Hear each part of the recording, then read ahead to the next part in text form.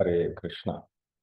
Om Jnanatimirandasya Jnananjana Shalakaya Chakshurunmilitam Yena Tasmai Shri Gurave Namaha Shri Chaitanya Manobishtam Sthapitam Yena Bhutale Swayam Rupa Kadamayam Dadati Swapadantikam Vandeham Shri Guru Shri Yuta Padakamalam Shri Guru Vaishnavamscha Shri Rupam Sadvaitam Savadutam Parijana Sahitam Krishna Chaitanya Devam Shri Radha Krishna Padam Sahagana Lalita Shri Vishakanvitamscha He Krishna Karuna Sindhu Dinabandhu Jagatpate Gopesha Gopika Kanta Radha Kanta Namostute Tapta Kanchana Gaurangi Radhe Vrindavaneshwari Vrishabhanu Sute Devi Pranamami Hari Priye Vancha Kalpatarubhyascha Kripa Sindhubhya Evacha Patitanam Pavanebhyo Vaishnavebhyo Namo Namaha जय श्री कृष्णा चैतन्य प्रभु नित्यानंद श्री अद्वैत गदाधर शिवाशादि गौर भक्त वृंद हरे कृष्णा कृष्णा कृष्णा हरे राम राम हरे हरे मुखं करोति वाचालं पङ्गुं लङ्कायते गिरिं यत्कृपातमहं वन्दे श्रीगुरुं दीनतारिणं परमानन्दमाधवं श्रीचैतन्य ईश्वरान् हरि ओम तत्सत् श्री श्री राधा गोपीनाथ भगवान की जय जगत गुरु श्रील प्रभुपाद की जय ग्रंथराज श्रीमद् भागवतम की जय समवेद गौर भक्त वृंद की जय जय निताय गौर प्रेमानंदे हरि हरि बोल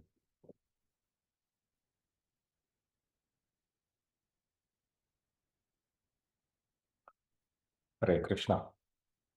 Let's continue our discussion on the passing away of Bhishmadeva.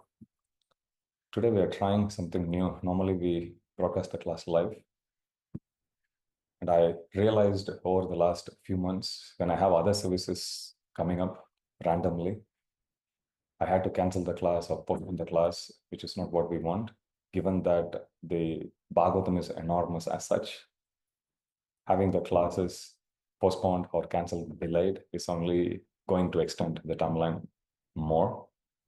So I thought probably I should start recording the sessions much ahead of the actual time. And during the time of the class, we will then broadcast it live. So please do let me know how it comes across to you in terms of the experience. Now, if you have any questions, normally you would actually type it up in the live chat. But moving forward, if you have any questions, please do log them as comments in the video, and I'll definitely reply back to you before the following session. Without further ado, let's get started. Now, Bhishmadeva's prayers, just to give a background, we saw how the Pandavas, especially Yudhishthir Maharaj, he was feeling very sad. Nobody could console him. Krishna, staying within his heart, didn't let him to be consoled. And he thought he was the sole reason why so many millions of soldiers were killed. And Krishna tried to console him. Many sages headed by Vyasadeva tried to console him. Elders tried to console him, but nobody could succeed. So Krishna suggests that everyone go and visit Bhishmadeva, because Krishna specifically wanted Bhishmadeva to take the credit here. And when Pandavas arrive on the battlefield where Bhishmadeva was lying on a bed of arrows, Bhishmadeva firstly welcomed everyone, and the names of great personalities are given. We saw how the personalities like Parvata Muni, Narada Muni, Brihadashva, Bharadwaja, Parashuram, Vashishta, Gautama, Atri, Shukadeva Goswami, even Shukadeva Goswami was present there, Kashyapa, Angirasa, as well as their disciples. So thousands and thousands and thousands of great elevated personalities, they were present. Bhishmadeva welcomed each one of them according to their position, even though Bhishmadeva himself was lying on a very uncomfortable position, on a bed of arrows with literally all of his blood drained out. So firstly, Bhishmadeva turns his attention towards Pandavas who were seated close to his head, and he expresses his deep anguish and pain which he felt in his heart when he remembered all the ordeal that Pandavas had to go through. Aho kashtam aho anyayam yadyuyam dharma nandanaha jivitam narhata klishtam vipra dharma achyutashraya. Aho kashtam aho anyayam. So many injustices have been done to you. Why? Yadyuyam dharma nandanaha. Simply because you took the path of dharma. Jivitam narhata klishtam. When one thinks about all the pain that you have gone through, one would understand narhata klishtam. You never deserve to even live. That's how much pain you went through. Nevertheless, Vipra Dharma Achyutashraya, because you took shelter of Vipra, which is Brahmanas, Dharma, the principles of Dharma, and Achyuta, which is the Supreme Lord Krishna himself. Ashraya means shelter. Because of that, you survived and you came out unscathed. And then he says, he remembers the pain which Kunti Maharani went through. And then finally he concludes that Sarva Kala Kritam Manye Bhavatam Chayad Apriyam Sapaloyad Vashe Loko Vayori Vaganavali. He says that all the pain, if I remember, it must have happened only because of the effect of time. Sarva Kala Kritam Manye. Bhavatam Chayad Apriyam Sapaloyad Vashe Loko. This time influences not just mere mortals like us, but also the great demigods. Vayoriva Ganavali, just like how a row of clouds is being dispersed by Vayu or the wind, similarly, one is helplessly moved around by the influence of time. And then he says, how can there be reverses when great personalities like Arjuna, the very name Arjuna means one who performs good deeds. When Arjuna was present, how could there be any misfortune? And same Yudhishthir Maharaj, who was the personification of Dharma. Likewise, you see Bhima, the person with the prowess or the strength of 10,000 elephants. Despite being in such a strong position, still so many reversals have happened. And then he concludes, all of this must have happened only because of the plan of Krishna. Nahi yasya karhichit rajan puman veda viditsitam yadvigyashaya yukta muyanti kavayopihi. He says, looking at Krishna, he says, Nahi yasya karhichit rajan. Oh, Yudhishthir Maharaj, look at him. He is Supreme Lord. His plan, nobody knows. Nahi yasya karhichit rajan puman veda viditsitam. No yadvigyasya yukta. Muyanti kavayopihi. Not just ordinary people can't understand. Even kavayopihi, he puts an illusion. Now, therefore, because the whole plan is being orchestrated by Krishna, there is nothing that we can do. He says, therefore, just simply accept Krishna's plan. This is one lesson we can learn, that many times we try to do the best possible manner, whatever we think is the right thing to do.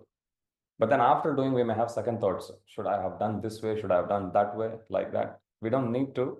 Before we act, we should think. In fact, this is given as one of the symptoms of those acting in the mode of goodness. Those acting in mode of goodness, or those who are in Sattva Guna, they'll always think before they act. Look before you leap. So they always do the thought process first and then they act upon that thought. Whereas those who are passionate will first do the action and then they will sit and regret. So that's why it is said, one who acts in haste will actually sit and regret in leisure, which means if we act without giving due consideration for the situation, for the problem, or anything that life throws at us, and if we act in haste, which means if we act without thinking much in a rush, we'll do something wrong, but then we'll have so much time to sit and worry. What is more intelligent is to use a bit of that leisure time ahead of us doing the action, give due consideration for whatever that we have in hand, and then act properly. So this is in mode of goodness. So here, Bhishmadeva is saying, nobody can doubt anything that you all have gone through, you all have done. Yesterday I was speaking to the youth, I was telling them, if you want to understand about the power of virtue, the power of following on the right path, you can read Mahabharata. Many places in Mahabharata, Pandavas were put through so many disturbances, so many difficulties. Still they hold on to the path of virtue and they still acted on the path of Dharma. That's why Krishna was always with them. Many times we think we are Krishna's devotees, so we don't need to follow Dharma. This is all just a moral Dharma. That is not true. Prabhupada specifically said, I want all my disciples, which is all of us, because Prabhupada is the preeminent Siksha Guru forever. So we are all Siksha disciples of Prabhupada, and whoever comes in ISKCON, they will always forever be the preeminent or they'll always be the Siksha disciples of Srila Prabhupada. Prabhupada says, I want all my disciples to be perfect gentlemen, which means Prabhupada said, I want everyone to recognize the Hare Krishna devotees as men or women of pure deeds. They act truthfully, they act honestly, they are characters of the highest integrity. This is the instruction of Srila Prabhupada. So we need to keep that in mind, and that's a lesson we can always learn when we read in Mahabharata about the glorious pastimes and the activities of all the Pandavas. All the Pandavas, they were so mighty, single-handedly each one could have actually wiped out an entire army. Nevertheless, they never took to the strength of arms. Instead, they were protected by Vipra Dharma Achyutashraya. They always took the shelter of Achyutashraya, Vipra, Brahmanas, instructions of the Brahmanas, and Dharma, the principles of religion. So after consoling the Pandavas, which was a segue towards the end of that, you can see he started to glorify Krishna already. And then now Bhishmadeva, after consoling Pandavas, he shifts his focus towards Krishna. So Bhishmadeva, in the next series of verses, he glorifies about Krishna. He tells to Yudhishthir Maharaj, Yesho vai Bhagavan Sakshat Adyo Narayana Puman Mohen Maya Lokam Gudascharati Vishnushu. He says, Yesho vai Bhagavan Sakshat. You can visualize. He's lying down like this. He's seeing Krishna right in front. Yudhishthir Maharaj is here. So he's saying, Yesho vai Bhagavan Sakshat, this Supreme Lord, this Krishna is Yesho vai Bhagavan Sakshat. He is the Supreme Personality of Godhead, not ordinary person.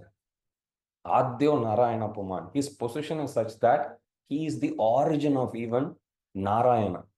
Mohayan Mayaya Lokam. He puts all the 14 planetary systems into illusion. Anybody who is there, they'll be illusioned by Krishna. Gudascharati Vishnushu. Even now you see he's walking amongst the Vrishnis as their family men. But look at his position, he is Supreme Lord. Gudascharati Vishnushu means he's moving around as a Vrishni, but in a very clandestine way. Gudas means like a very confidential. Gudascharati Vrishnishu. So this is how he starts to glorify. And then he says, we are mere mortals. Maybe great personalities like Shiva and Narada may know about him. He says, great personalities like Shiva, Narada, Kapila, they know his glories. But still, they don't know fully about his plans. They don't understand why he is actually thinking, what he is actually planning next. Nobody knows. So he says that even Mahajanas don't know about him. And then he goes to explain further about the nature of the Supreme Lord Krishna. He lists out a lot of qualities and then logically and categorically establishes why Krishna is free from all attachment. He says Krishna is Sarva Atmana. Sarva Atmana means one who is present in the heart of everyone. Samadrisha, one who is looking or treating everyone the same. Sometimes we get asked this question, is Lord same to everyone? Definitely Lord is same to, equal to everyone. How can we understand? Even if a demon comes in front of the Lord, the Supreme Lord gives an opportunity even for the demon to become a devotee. But once somebody is a devotee, of course, Krishna shows them special care. Definitely. Samaham sarva bhuteshu name dvaishyo sthina priya ye bhajanti tumam bhaktya maite teshu chapyaham. If Krishna is saying whether you are a devotee or you are a demon, I'm still going to treat you the same, then others will still criticize Krishna, correct? That look at him, somebody is showing him love, he doesn't even know how to reciprocate.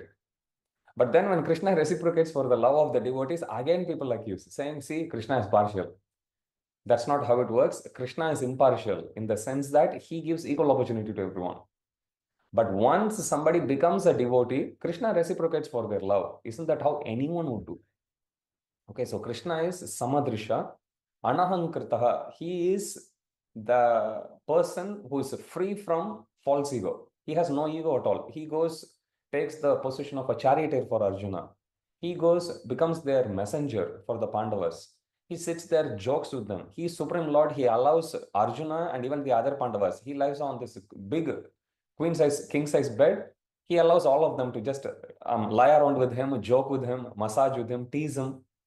This is how he acted. Krishna, he washed the feet of all guests in the Rajasuya sacrifice of Yudhishthira Maharaj. So you can see so many different instances where Krishna demonstrated his extreme humility. Krishna has got no ego at all. He is absolute, Advayasya. He is absolute. Therefore, he is free from any material inebriety, material disqualifications or dirt, mati vaishamyam. And saying all this, he says, therefore, Krishna is free from all attachment, nirvadyasya, niravadyasya. He is free from all attachment. After saying how Krishna is equal to everyone, again, he goes back to say how, even though Krishna is the same to everyone, tatapi, even though he is the same, equal to everyone, he shows special mercy to devotees. What is the proof? Bhishmadeva is giving, I am the proof. He's saying, tatapi ekanta bhakteshu. Even though Krishna is equal to everyone, ekanta bhakteshu, but one who worships him with unflinching devotion, to them, Krishna reciprocates in a more intimate and personal way. Tatapi ekanta bhakteshu pashya bhupanukampitam yanmeshum stejata sakshat krishno darshanamagataha. He says, you look at my position. I'm not in a position now to go and visit Krishna. I can't go to temple. I'm now stuck, immobilized in the battlefield of Kurukshetra, confined to my bed of arrows. I can't go anywhere. But I am an unflinching devotee of the Supreme Lord. Look how he is reciprocating with me. He says, Tatapi ekanta bhakteshu pashya bhupanukampitam yanme asham chatacha sakshat. He says, yanme asham tyajata sakshat. When I am in the position of quitting my body, Krishna darshanam agataha, simply to give his darshan, to make my quitting the body, to make that position where I can quit the body to be more auspicious, Krishna himself, agataha, he has arrived here. This is how Krishna reciprocates. Tatapi, even though, ekanta bhakteshu, for such pure-hearted devotees, Krishna darshanam agataha, Krishna himself comes and he shows the mercy. And then now he, after stating how he is being specially favored by Krishna, due to him being the devotee of the Supreme Lord, Bhishmadeva now proceeds to say the general universal principle of the power of Bhakti Yoga. Bhakti aveshya mano yasmin vacho yannama kirtayan tajan kalevaram yogi muchyate kama karma bihi. He says that Bhakti aveshya mano yasmin. Aveshya means with full intensity. Tivrena Bhakti Yogena. One who is completely absorbed. Yen vacho yen nama kirtanam. One whose mind is completely absorbed. Bhakti aveshya mano yasmin. Mind is completely absorbed in thinking of Krishna. Vacha yen nama kirtanam. And because of that, one is constantly chanting his holy name. What happens? Tyajan kalevaram yogi. To such a great yogi, at the time of them quitting the body, muchyate kama karmabhi. Krishna will make it favorable for them to go back to the spiritual world at the time of them quitting. What is the prerequisite here? Prerequisite is such a person should be focused on worshipping Krishna. Bhakti aveshya mano yasmin. That's the qualification. Vacho ennama kirtan. Focus on mind on Krishna and also keep chanting his holy names always. And now he looks at the Supreme Lord, smiles at him, and then he says, may that Lord, who is very favorable to his devotees, may that Lord kindly await my point or my time of quitting this body. Sadeva devo bhagavan pratikshatam kalevaram yavadidam hinomyaham prasannaha sa runalo chalalasan mukambujo dhyana pataschaturbujaha. He says, Sadeva devo, that Supreme Lord, not ordinary Supreme Lord. Deva devo. Deva means Lord. Deva Deva means Lord of all Lords. Sadeva Deva Bhagavan Pratikshatan. That Supreme Lords of Lords known as Bhagavan Kalevaram Yavad Idam Hinomyaham. May that Supreme Lord kindly await my death or the time of quitting my body, which means he's getting ready now. Uttarayana is about to start. He's about to quit his body. So he's saying that Lord, may that Lord quit. And now he goes on to describe about his beauty. Prasanna hasa runalo chalalasan. He says, prasanna means cheerful. Prasanna hasa arunalochana. he says that that Supreme Lord is always cheerful. Normally, when we wake up early in the morning, we have this big issue. We first think, should I get out of my bed? What day is today? Can I sleep more? Our mind comes up with a trillion options there. And then slowly you look and walk your way to the bathroom, look in the mirror, you look very tired looking at yourself. But Krishna is not like that. Prasanna means one who is always cheerful. You'll never come to temple. When you see Radha Gopinath, you will see them, they look very tired. They look very down. They look as if they lost all the luster. No, Krishna is always bright. Krishna is always smiling. Krishna is always benevolent. Prasanna Hasa. With cheerfully, he is smiling. Prasanna Hasa Aruna Lochan. His eyes is like that of early morning sun. Mukambujo. His Prasanna Hasa Aruna Lochan Alasan. His face is beautifully decorated. Mukambuja. How is his face? His face is like Mukha Ambuja, lotus face. When you see Radha Madhav in Mayapur, ISKCON Mayapur, as well as in other temples also, you will see sometimes devotees decorate Krishna's face with chandan. So here Bhishmadeva also mentions about that. Here that one whose face is always decorated with designs, with sandalwood pulp, basically. Mukambujo Dhyana Patas Chaturbuja. May that Supreme Lord, Sadeva Devo Bhagavan Pratikshatan, that may that Supreme Lord await Kalevaram Yavadidam Hidomyaham, await my time of death. That Supreme Lord who is cheerful, who is smiling, Asa Aruna Lochana, whose eyes are like the early morning sun, Lalasat, whose face is actually decorated, Mukambuja, which looks like a beautiful lotus, Dhyana Patas Chaturbuja. May that Supreme Lord in his four-handed form. So Krishna, when he appeared in front of Bhishmadev, he displayed a four-handed form also. It's given in these series of verses. Then Bhishmadev, after consoling Pandavas, he then glorifies Krishna. Now again, he shifts his focus back to Yudhishthir Maharaj, and then he starts to answer Yudhishthir Maharaj's question. Because Yudhishthir Maharaj, after hearing Bhishmadev welcoming everyone, Yudhishthir Maharaj puts forth a lot of questions on various branches of Dharma. The next verse speaks about that. Bhishmadev then explained Varnashrama, Vairagya, Raga, Dana Dharma, Raja Dharma, Moksha Dharma, Stri Dharma, Bhagavad Dharma in brief and in detail. Varnashrama, the four social and spiritual orders, Brahmana, Kshatriya, Vaishya, Shudra, Brahmachari, Grahastha, Vanaprastha, Sannyas. Vairagya, he spoke about detachment. Raga, attachment. Dvesha, hatred. So he spoke about Dana Dharma, how to give charity. Raja Dharma, he spoke about the Dharma, which as a king, one is actually supposed to do, the Dharma for the rulers. Moksha Dharma, Dharma about how one should prepare oneself for liberation. Stri Dharma, how to deal with women. There is a whole branch, there's a whole body of knowledge that gives about the rules, how one is supposed to deal with women. We saw this earlier also when Krishna, when they were pursuing Ashwatthama to bring him to justice, at that time, Krishna, after when Arjuna catches Ashwatthama, at that time Krishna says, some people should never be punished, even when they are in the wrong side of the law. And there he says, according to Vedic injunctions, somebody who is sleeping, somebody without weapon, somebody who is a woman, somebody who is inebriated, they should never be attacked. Somebody who is an old man, somebody who is a child, so on and so forth. So how women are supposed to be worshipped, how women are supposed to be dealt with, how respect is supposed to be shown to them, they are given in detail in Stri Dharma and Bhagavad Dharma, which is the knowledge that's given in Srimad Bhagavatam. Of all of this, Bhagavad Dharma obviously is the topmost. And because it is the topmost, just like when you have a plate of prasad, you will always save the best for the end.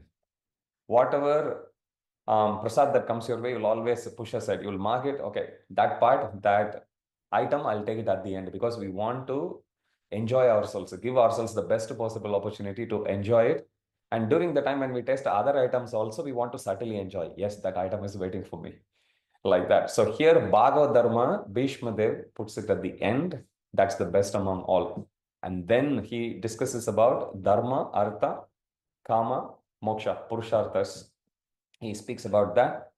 And along the way, when he's speaking about all of them, he cites history. He tells about stories that he himself have actually acquainted. He himself has actually realized, because he's grandsire. He has lived a very long life.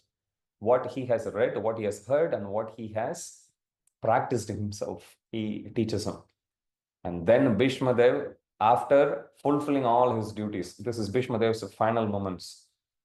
When he finishes speaking about all of this, at that time, the auspicious time of Uttarayana, the northward movement of the sun is given. In fifth canto of Srimad Bhagavatam, we'll see in detail about Vedic cosmology.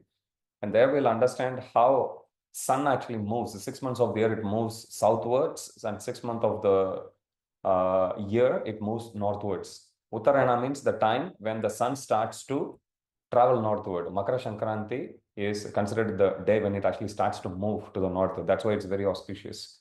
So next 6 months is very auspicious even for us to practice bhakti. We are in the Uttarayana period now. It just started this week. And then thereupon Bhishma, who spoke on 1,000 topics, who fought 1,000 battles, he thinks, I have done all my duty now. So then he grows silent. He looks at Krishna now. Again, you can see, first he greeted everyone, then he glorified Krishna. Again, he comes, gives instructions to Yudhishthira Maharaj. He says, okay, my job as a Kshatriya is over now. Now he is approaching his final moment for Chandamrityu, Ichamaran, the moment when he can choose to quit his body. Then he turns towards Krishna. By pure meditation on Krishna, simply Dunoti Sarvam Hridhi. It's given in Srimad Bhagavatam. In the heart of the devotees, let's take a step back. Normally we say Paramatma is within the heart. But those who chant Hare Krishna, it's not Paramatma which is within their heart. It's Radha Gopinath who is within their heart. It's Radha Krishna who is within their heart. So Krishna, when he sees somebody is sincere on the practice of bhakti, even if they cultivate some bad, undesirable qualities, Krishna immediately, Dunoti Sarvam Hridhi, because Krishna is present at the lotus of the heart of such a devotee, Krishna immediately burns to ashes, Dunoti Sarvam Hridhi, because he's already in the heart. Any sinful desire that comes, Krishna immediately burns that to ashes. So here, simply meditating on Krishna, one drives away all inauspiciousness. Prabhupada says, simply if one comes to the temple every day and take darshan of the Lord, one will go back to Godhead. It's as simple as that. We don't need to do anything fancy. Even if whether chants Hare Krishna or not, if one simply comes to temple, and you will come across so many people who come, they may not be chanting Hare Krishna, they may not be even practicing full bhakti, they may follow their own lifestyle, but they are very regular in visiting. Prabhupada says, simply if one does that regularly, one will go back to Godhead. That's how powerful taking darshan of Radha Gopinath is. By pure meditation on Lord Krishna, he was freed from all inauspiciousness and bodily pains. Simply meditating, one can get rid of one's mental as well as bodily pain. All the external activities of his senses stopped, and now he prayed to the Lord. Now, Bhishmadeva at this point, he's thinking, I have done all my duties. This is my final moments. May I give my thoughts as the gift to the lotus feet of the Supreme Lord. It's like Manasa Seva. We study of the story of a Brahmana in South India. Even though he didn't have facility to cook kheer or sweet rice, he used to offer this Manasa Seva. And one day when he was cooking mentally and he touched, even though he's mentally doing it just to see whether the sweet rice is too hot to be offered to the Lord, in reality, he actually burnt his fingers. And when Vishnu sees this, Vishnu smiles, and then he sends Vishnu to us to bring him back to Godhead, back to Vaikuntha. So here, Bhishmadev is also approaching. He has stopped all the external activities of his senses, and now he says, my master has come now to give me the final benediction. May me give him the gift of my thoughts. And now he turns towards him and he starts glorifying Krishna. He says, let me now invest my thinking, feeling, and willing in the all-powerful, self-satisfied Lord Krishna, who is the leader of all devotees, Satvata Pungave. So we are all the fans. Fan club of who? Fan club of Krishna. So Satvata Pungave, he is the leader of all the devotees, who sometimes enjoys pastimes by descending in his own creation. And then Bhishmadeva gives two beautiful verses describing about the beauty of Krishna. He says, may my mind be drawn towards Vijayasaka. In Mahabharata, when this is on the last day actually of the Agyatavas, which is the 13-year period was about to finish, and this is the last day of the 13th year. At that time, the Kauravas, they wage a war against the kingdom of Virata. Arjuna is dressed as, Arjuna is still in his form as a eunuch, Brahannala, and he takes Bhuminjaya with him to fight the war. At that time, when Brahannala speaks, which is Arjuna speaks to Bhuminjaya, encouraging him, no, we can actually fight. Bhuminjaya runs away from the battlefield. He catches him and he tells him, no, you just drive the chariot, I will fight. Then Bhuminjaya tells Brahannala, how can you fight? You are not a Kshatriya. You are after all a eunuch who teaches dance and music to my sister Uttara as well as to other royal ladies. Then at that time, Arjuna in the form of Brahannala, he says like, no, I am Arjuna. But Bhuminjaya doesn't still agree. Bhuminjaya then questions Arjuna that if you are really Arjuna, can you tell me that 10 names of Arjuna? And then if you read that section of Mahabharata, Arjuna gives 10 names about himself. One of the names he says is Vijaya. Vijaya means one who is always victorious. So here, Bhishmadev, he feels that he is very, very humble. He is very, very unqualified. Despite having practiced bhakti for so many years, he still feels very much humble at heart. And he says, oh, Vijayasaka, he still wants to claim credit by addressing Krishna as Vijayasaka. Why? Because Arjuna is very dear to Bhishmadev. Arjuna is very close to Bhishmadev. So Bhishmadev thinks that if I go to Krishna through Arjuna, then I will actually be more favored. Prabhupada writes about this point in Krishna book. If you read the section how Krishna married Kalindi, Kalindi is also one of the 8 principal queens of Dwarakadish Krishna. So when one day Krishna and Arjuna, they go for hunting in the afternoon, they get tired and they come to a river, which is river Yamuna. And when Arjuna goes to fetch water, at that time he sees a beautifully decorated, beautiful women. So at that time, Arjuna asks her, who are you? And then she introduces herself, I'm Kalindi, which is Yamuna. And I've been doing penances here on the waters. My father, knowing my ardent desire to take only Vishnu as my husband, he had made this arrangement and I'm doing tapasya underwater. And then she says, I know who you are. You are Arjuna. You are a very close friend of Krishna. Can you please speak to Krishna about me? And Prabhupada there, he writes, this should be the proper etiquette how one goes to Krishna. That one should always take the instructions. One should always follow in the footsteps of Guru. One should never think, I have now come very close to Krishna. One should never think like that. So here, Bhishmadev, despite his exalted position, he actually feels that he is unqualified and he is specifically addressing Krishna as Vijayasaka. You will come across this later on also, you will see. Kunti Maharani also addresses Krishna like that. So he says, Tribhuvana Kamanam Tamala Varnam. Krishna is attracting. He is the object of desire, not just for people who see him, but for people in all the 3 planetary systems. Bhuloka, Borloka, Swargaloka, all the way up to Satyaloka. Everyone is desiring. He is the object of desire. Tribhuvana Kamanam, one who is the desirous or desiring object of everyone. Tamala Varnam, his complexion is like that of a tamal tree. In the courtyard of Krishna Balram temple in Vrindavan, you can still see tamal tree. And Prabhupada explains that whenever the gopis, they are feeling separation from Krishna, they'll go and embrace the tamal tree because the tamal tree resembles the complexion of Krishna. It reminds them of the body of Krishna. They go and embrace. So here he says, Tribhuvana Kamanam Tamala Varnam, one who is the object of desire for all the residents of the three planetary systems, lower, middle, and upper planetary system, Tamala Varnam, whose body is like that of a tamal tree.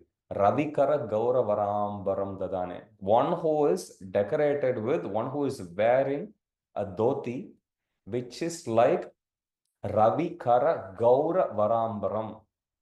Ravi means sun, Ravikara means sunshine, Gaura is golden, Varambaram, one who is wearing a dhoti, which is like a lightning, yellow lightning, shining yellow lightning. That's what it means. This is the description Bhishmadeva gives. Vapuralaka kulavritanam bacham. His body is so beautifully decorated with sandalwood pulp. Vijaya sake ratirastu me anavadya. May I not be disturbed by anything. One who is known as Vijaya Saka, or the friend, intimate friend of Arjuna, who has this beautiful curly locks of hair, whose face is decorated, whose complexion is like that of a tamal tree, one who is the object of desire for everyone.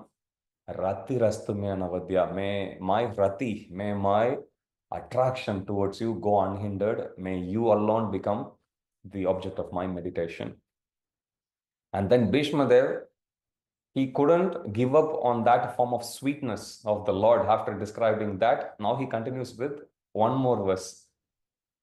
Yudi Turaka Rajo Vidumra Vishwak. He says, may my mind go towards that personality of Krishna, Yudi Turaga Rajo, whose face and the hair especially was normally Krishna's hair. One of Krishna's name is Keshava, one who had killed the Keshi demon. Because of that, he gets the name Keshava.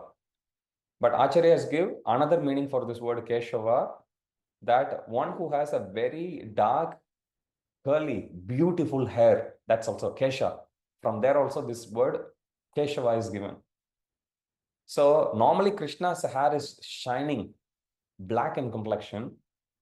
But there is one instance when Krishna, when he is on the driving his chariot on the battlefield of Kurukshetra, we discussed how Krishna showed more favor to Bhishmadeva than to Arjuna, because Arjuna could only see back of Krishna, but Bhishmadeva could actually see the hero driving the chariot, accompanied by his friend Arjuna, who is wielding arrow. On his left hand, Krishna was holding the reins, and on the right hand, he was holding the whip. The descriptions are given. Even in these verses, you can see. At that time, because Krishna is constantly driving the chariot, normally when Krishna is appearing, he has the shiny, black, curly locks of hair. But because he's been constantly driving the chariot on the battlefield of Kurukshetra, Yudhi means in Yuddha, Bhumi, Turaga refers to horse. When it comes to four types of army personnel, it's given Ratha, Kaja, Turaka, Padadi. Ratha means those who are charioteers, Gaja, those who are mounted on the back of an elephant and fight. Ratha, Kaja, Turaka, those who are driving on horseback. Padadi, Pada means one who are walking on foot. So these are the four different cavalry. These are the four different types of divisions in an army in Vedic times. So Yudhi Turaka Rajo Vidumra Vishwak. That's, may my mind go towards that Supreme Lord who is known as Vijaya Shaka, whose hair has become gray. How? Because of the Yudhi Turaka Rajo. When the horses are actually going, they are raising the dust. Rajo means the dust. When they are racing, when they are running, galloping, at that time the dust is racing, and the dust came and settled on the hair of Krishna. Because of that, Vidumra Vishwak, he looks like as if he's having gray hair being decorated with the dust that's been raised by the horses. Kachalulita Shramavāri Alankritasya. One, in the battlefield of Kurukshetra, arduously fighting, his face is decorated with drops of perspiration. If you go to South India in Chennai, there is a temple known as Parthasarathi temple. And this particular form of the Lord is a self-manifested deity, and he has battle wounds because it's Parthasarathi. He's coming straight from Kurukshetra. So even if you look at the deities, they actually have the battle scars on his body. So here he's saying that Lord whose hair is actually decorated with the dust raised by the horses, that Supreme Lord whose face is decorated with drops of perspiration. Mama nishita sharir vibidiyamana. Mama nishita sharir. Sharir means arrows. I shot the arrows, and those arrows, when they actually came and pierced through his body, letting the blood to actually come out. Mama nishita sharir vidiyamana. That Supreme Lord. Tvachi vilasat kavache to Krishna Atma. Even though I pierced his body with that arrows, Krishna still felt pleasure out of that, as much as he did with when somebody garlanded him. May that Krishna be the object of my meditation. This is what he's saying. Okay, Yudhi Toraka Rajo Vidumra Vishwak Kashalulita Shramavāri Alankritasya Mama Nishita Sharir. One who is decorated with the arrows which I shot at him, piercing his body. Tvachi Vilasat. Vilasa means one who is having pleasure. Normally, when little cut happens in our body, we make such a big scene. But here, Tvachi Vilasat, even though I have pierced his body with arrows, sharp arrows, Krishna is Vilas, he is enjoying. So in this way, Bhishmadeva describes about the beautiful form, what he wants to be the object of his meditation. And then he continues, may the object of my attraction be the lotus feet, Charanarati. May my meditation be on his lotus feet. That Supreme Lord who eradicated Arjuna's ignorance by delivering the transcendental knowledge of Bhagavad Gita. May that Supreme Lord's lotus feet. Now he goes on. If you see these verses, Bhishmadev addresses 2 points simultaneously. First, he touches on the qualities of Krishna, but then simultaneously he also speaks about the activities of the Lord. Like the previous 2 verses, that's what we saw. He says that Supreme Lord who is the object of desire, that Supreme Lord who is the whose complexion is like that of a tamala tree. He goes on, who's wearing shining yellow dhoti, which is like shining yellow lightning, so on and so forth. He says that Vijayasaka, that Supreme Lord who assisted Arjuna as his dear friend, may that Lord be the object of my meditation. Previous verse also we saw how his hair was actually decorated with the dust raised by the horses, face decorated by perspiration, and by the way, who took extreme pleasure being shot at with arrows by me. So he's speaking about how he looked and what he did also simultaneously. So here also he says, may my meditation, my rati attraction go towards the charana rati. May my attraction go towards the lotus feet of the Supreme Lord, the Lord who imparted the knowledge of Bhagavad Gita to Arjuna. Then he continues, may I have rati for Parthasaka. Before we saw Vijayasaka, now he's saying Parthasaka. What did he do? If you read the purport of this verse, Prabhupada explains how Krishna, simply by his merciful glance, he showed favor to everyone. First, let's look at the verse. This is verse 35. He says, may I have rati for Parthasaka. Partha again is son of Pritha. Pritha means Kunti Marani. Partha means son of Pritha, which is Arjuna. Partha Saka. May I have Rati for Partha Saka, friend of Arjuna. That's what it means. Like Vijaya Saka is also friend of Arjuna, which is Krishna. Partha Saka is also friend of Arjuna, which is Krishna. He says, may I have Rati for Partha Saka, who by merciful glance shortened the lifespans of the opposite party, which means simply looking at the opposite. Later on, you will see Arjuna also mentioning the same point. He simply looking at all the army men, he reduced their lifespan. So Arjuna, all he had to do is just shoot the arrow, but by the time the arrow comes and hits their body, the lifespan is already reduced by Krishna, which means they are about to die.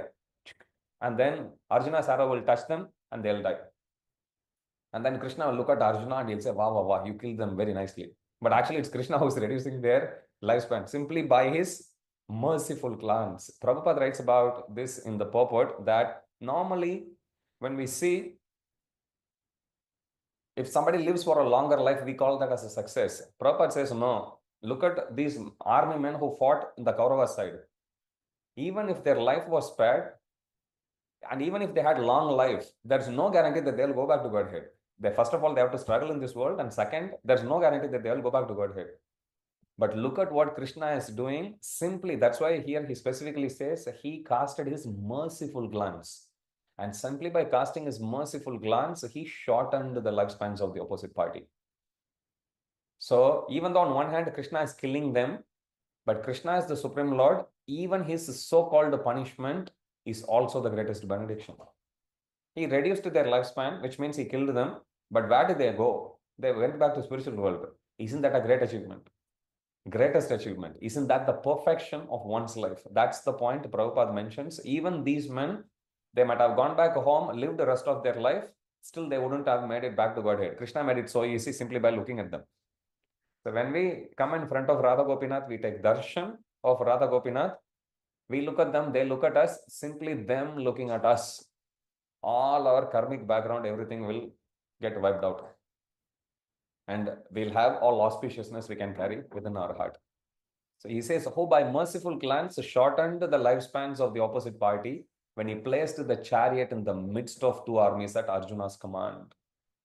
May that Partha Saka be the object of my meditation. Again, he continues to say, may that Supreme Lord who gave the transcendental knowledge, may that Supreme Lord's lotus feet, that Supreme Lord who gave the transcendental knowledge to Arjuna on the battlefield of Kurukshetra in the form of Bhagavad Gita, may his lotus feet be the object of my meditation. And then he says, you might have seen this famous picture of Bhishmadeva throwing his weapons and opening his arms wide, ready to accept death from Krishna. Prabhupada speaks about it in few lectures. One day, Duryodhana approaches Bhishmadeva and he says, you're not fighting hard enough. Otherwise, with you, who could have withstood your onslaught? You could have easily killed people, the entire army in one day. Why are you struggling so much? Because your heart is weakened by your softness for the Pandavas. Because you have love for the Pandavas, because of that, you are not able to fight for me. So one day, like this, every single day, he was insulting Bhishmadeva. One day, Bhishmadeva decides enough is enough and he takes a vow. Tomorrow, I will fight the war so hard that one or the two should happen. He says, either I will kill Arjuna or I will force Krishna to pick up the weapon. Normally we think, why is Krishna not picking up the weapon? Because Krishna has already made the promise, okay, no more, I've killed enough demons, I won't. Krishna had already taken the promise, I won't touch. But then especially in Kurukshetra war also, Krishna says, when Duryodhana and Arjuna approaches him, at that time Krishna had told, on one side you can have Narayani Sena, another side you can have only me, but I won't touch the weapon. So this is the condition. So Krishna has already taken a vow that he won't touch the weapon. Now, Bhishmadeva is actually making the promise that either I will kill Arjuna, the only way how Arjuna can be protected is when Krishna picks up the weapon. In other words, Krishna has to break his vow. This is Bhishmadeva's vow. On the other hand, if you see Bhagavad Gita, Krishna has already told Arjuna, Shipram bhavati dharmatma shashvat shantim nigachati kaunteya pratijanehi name bhakta pranashyati. He told Arjuna to make the promise that my devotees will never perish. So he's telling Arjuna to do that. So on one hand, you have Bhishmadeva's promise, which is these two conditions. And on the other side, you see Arjuna's promise is also there. That Arjuna is promising to the whole world that Krishna's devotees never perish. And now Krishna is stuck between two promises. So that's the pastime which Bhishmadev is speaking here. He is saying that sacrificing his own promise. So Krishna is thinking, if I actually stick to my promise, then I have two devotees. Both the devotees will be let down, which is, on one hand, I don't want Arjuna to die, but on the other hand, I don't want Bhishmadev to be looked down upon also for having broken his promise. Because one of the two conditions of Bhishmadev's vow also should come to true. Otherwise, nobody will respect Bhishmadev. They will say, like, what kind of a warrior are you? And Bhishmadev's vow is either he'll kill Arjuna or he'll force Krishna to pick up the weapon. So the next day he was shooting arrow so hard, Arjuna couldn't reciprocate, or Arjuna couldn't retaliate rather. Then at one point, Krishna jumps off from the chariot, picks up a wheel, and he runs towards Bhishmadev. That's the verse he is talking about here. Sacrificing his own promise, which is to not use a weapon, and to fulfill my desire to see Krishna fighting for saving his friend. So if you look at the different rasas which a devotee can actually have with the Supreme Lord, there are 5 primary rasas. We know Santa rasa, Dasya rasa, Vatsalya rasa, Madhurya rasa. You come across so many. Like that, there are 7 secondary rasas also. One of the secondary rasas is Vira, Virya, chivalry. Bhishmadev is related to Krishna. Bhishmadev's Swarupa is chivalry. All of the secondary also, their predominant or their primary rasa is still Dasya. They're all servants, but he is on top of being a Dasya. Bhishmadev is also specially related. His service to the Supreme Lord is chivalry. He always fights with Krishna to give that pleasure. So this is Bhishmadev. And Bhishma wants to see. Bhishma is thinking, I'm fighting all the time. This is the Supreme Lord for whom I'm fighting, but he is not fighting. I want to see him fight. That's the point he's saying. So Krishna, in this way, by picking up the weapon, first of all, he saved Arjuna's promise, which is my devotees never perish. On the other hand, he also has kept Bhishmadev's promise also intact, which is either I will kill Arjuna, which couldn't come to pass. Second one is I will force Krishna to pick up the weapon. He says, all right, you guys don't break your promise, I will break my promise. This is what Krishna is doing. He's saying, may that Supreme Lord be the object of my meditation. As he's picking up the wheel, rushing towards Bhishmadev with the chariot wheel in his hand, the earth shook and his outer garment fell to the ground. Normally, when people are totally out of control, if somebody fights, at that time you will see they'll have a very disheveled appearance. Two people fight with each other. At that time, they may not be even properly dressed. Sometimes the shirts and everything will tear. But here, Krishna is picking up the wheel and he is running. But as he is running, his uttari, he's flying on the air and it's falling. This is how Krishna is demonstrating he doesn't care about himself. All he cares about is his devotees. So here also you see Arjuna, that's the reason when Krishna tells to Arjuna, this famous verse, Apichetsu Duracharo, Bhajate mam ananyabhak sadhuryeva samantavya samyak vivasito hisa shipram bhavati dharmatma shashvat shantim nigachati kaunteya pratijanehi name bhakta pranashyati. When, O Krishna, Arjuna declare it boldly to the whole world that why devotees never perish. Why is Krishna, instead of directly promising, he is telling Arjuna to promise? Because Krishna has a long-standing track history of breaking his own promise simply to keep his devotee's promise intact. When a devotee promises makes a promise, Krishna will always fulfill, even putting himself down. That's what we see here.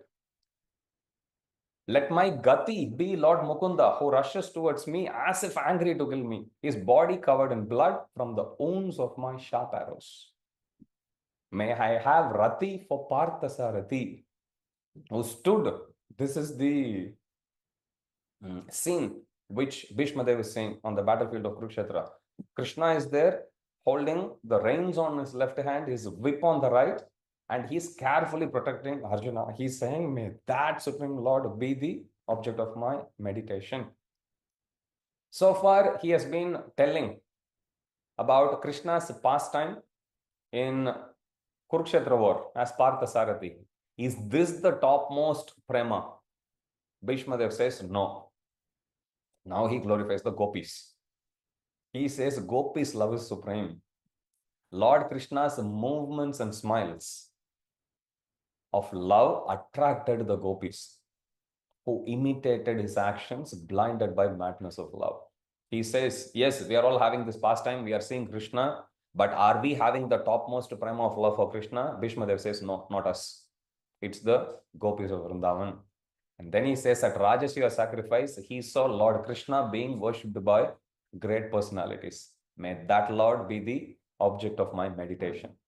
So in this way, by glorifying about the name, fame, qualities, how beautiful he looked, how he appeared, and the pastimes of the Lord, Bhishmadev now comes to the concluding portion.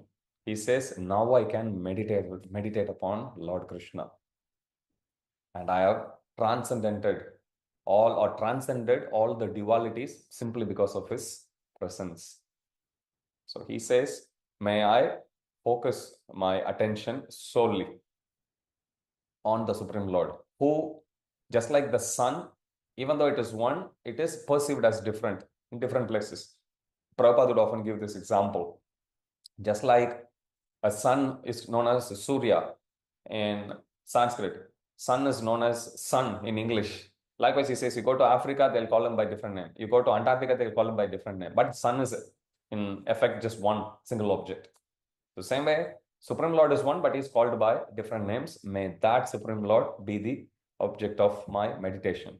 So this is his concluding prayer, and then he stops the activities of all his senses and he attains Nirvikalpa Samadhi. Nirvikalpa Samadhi means when one's thoughts and attention is fully absorbed on the object of meditation. That's Nirvikalpa.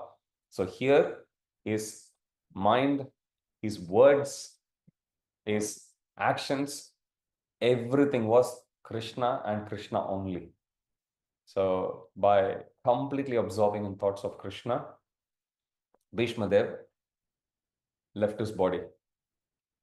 And after Bhishmadev departs, everyone became very silent.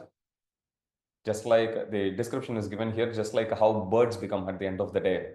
Early in the morning, you can actually see that birds always, you can hear the chirping of the birds. But nighttime, you will not see the chirping of the birds because birds also follow their own clock very systematically. You will never see a bird staying up so late, unless it's an owl or some nocturnal bird. Normally, birds don't say. The chirping of the birds can be heard only early in the morning.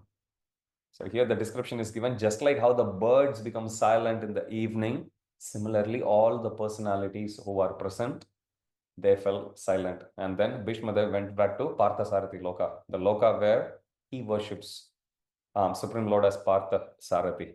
And then as Bhishmadev was ascending to the Vaikuntha planets, all the men and the higher denizens of the higher planetary system of Swargaloka and demigods, they were sounding drums and they were showering flowers, Gandharvas, Vidyadharas, they were singing his glories. And then Yudhishthir Maharaj, he performed his final rites, and the sages, they glorified Krishna with the confidential Vedic hymns. They also departed. But when they are departing, they are carrying Krishna within their heart. And then Maharaj Yudhishthir, along with Krishna, they went back to Hastinapur and they were consoled, and they consoled Dhritarashtra and Gandhari. And then with the permission of Dhritarashtra and approval of Krishna, Yudhishthir Maharaj then started ruling the kingdom. Now he is completely has got rid of all his disturbances that he was feeling within his heart. And later on, you will see, as he performs more and more sacrifices, there comes a point when he is no longer disturbed by the guilt of having participated in the battlefield of Kurukshetra. So in this way, this chapter concludes the passing away of Bhishmadeva. Thank you very much for your kind attention. As I said in the beginning, because it's not a live class, it's pre-recorded. I'll try to keep it this way regular, and I can record it whenever I have time. Please do let me know if this is something that is agreeable to you. And if you have any questions, please do put that in the comments. Some devotees ask me how to put in the comments. You just need to have a Gmail account, and then you can log into YouTube, and then that will allow you. Because without a Gmail account, you cannot comment on any of the videos in YouTube.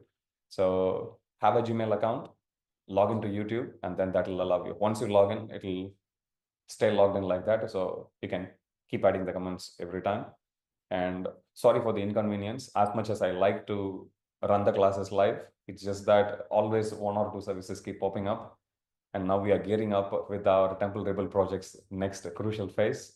So I just don't want to stop the flow, because every time I give a gap, we spend a considerable amount of time recapping, and that definitely disturbs the flow of Srimad Bhagavatam. So this way, we will go unhindered. Thank you very much. Jagat Guru Srila Prabhupada ki jai. Shri Shri Radha Gopinath Bhagwan ki jai. Bhishmadev ki jai. Samaveta Gaur Bhakta Vrinda ki jai. Jai Nitai Gaur Premanande. Hari Hari Bo.